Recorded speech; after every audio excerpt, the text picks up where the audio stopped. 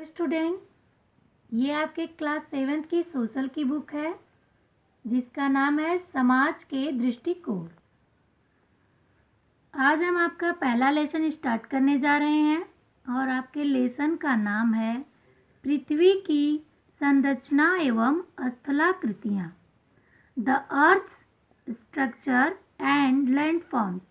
अर्थ में होता है पृथ्वी, स्ट्रक्चर मतलब संरचना और लैंड फॉर्म्स मतलब स्थलाकृतियाँ। स्थलाकृतियाँ किसे कहते हैं?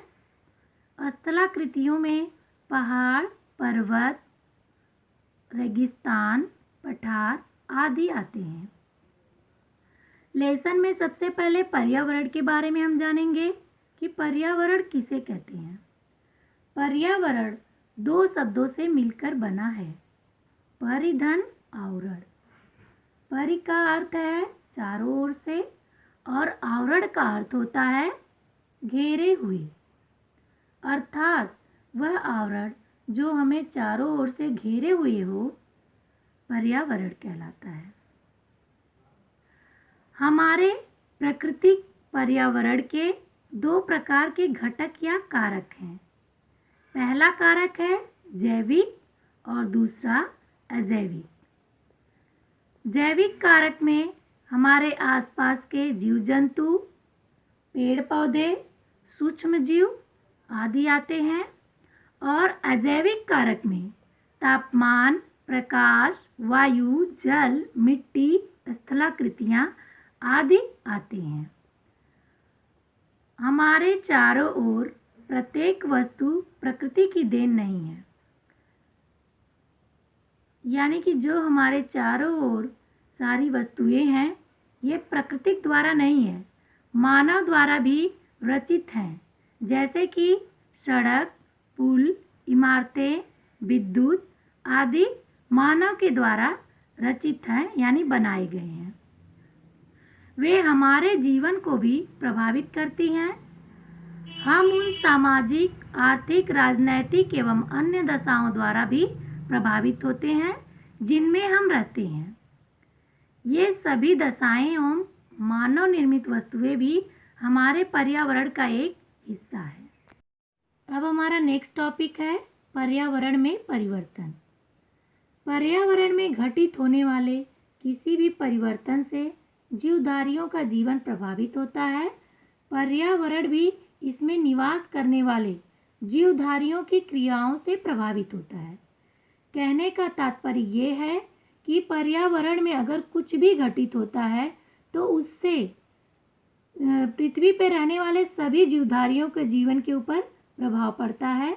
और अगर हम लोग ऐसा कुछ करते हैं जैसे कि वनों की कटाई, ईंधनों का दहन, इससे हमारे पर्यावरण पर भी प्रभाव पड़ता है।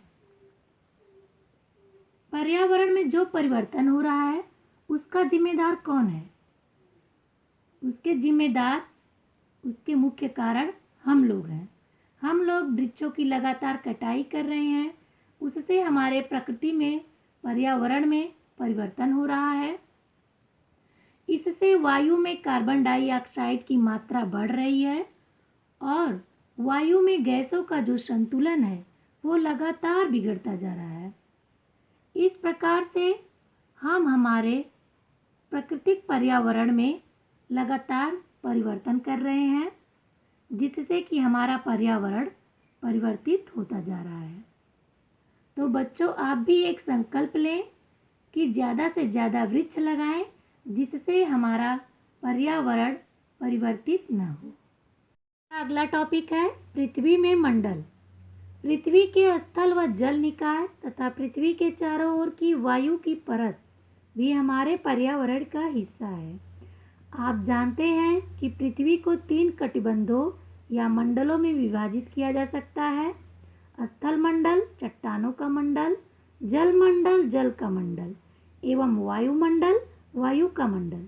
इन मंडलों के केवल कुछ भागों में ही जीवन का अस्तित्व है। उदाहरण के लिए जीवधारी वायुमंडल में एक निश्चित ऊंचाई तक एवं पृथ्वी की सतह के भीतर एक निश्चित गहराई तक ही जीवित रह सकते हैं। विभिन्न मंडलों के वे भाग जिनमें जीवन का अस्तित्व है साथ मिलकर जैव मंडल या जीवन में मंडल का निर्माण करते हैं। दूसरे शब्दों में जैव मंडल पृथ्वी का वह भाग है जहाँ सजीव जीवधारी पाए जाते हैं। जैव मंडल में कोई भी परिवर्तन सभी सजीव जीवधारियों को प्रभावित करता है। कहने का तात्पर्य यह है कि हमारे पृथ्वी को 3 कटिबंधों या मंडलों में बांटा गया है। पहला है स्थल मंडल, दूसरा जल मंडल और तीसरा है वायुमंडल। इन मंडलों के केवल कुछ भागों में ही जीवन का अस्तित्व है। स्थल मंडल के बारे में आप जानिए।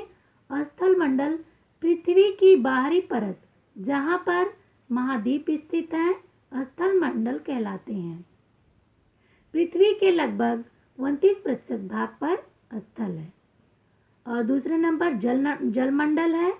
जलमंडल पृथ्वी के 3/4 भाग पर जल है और पृथ्वी में जल की कुल मात्रा का 97% भाग महासागरों में पाया जाता है।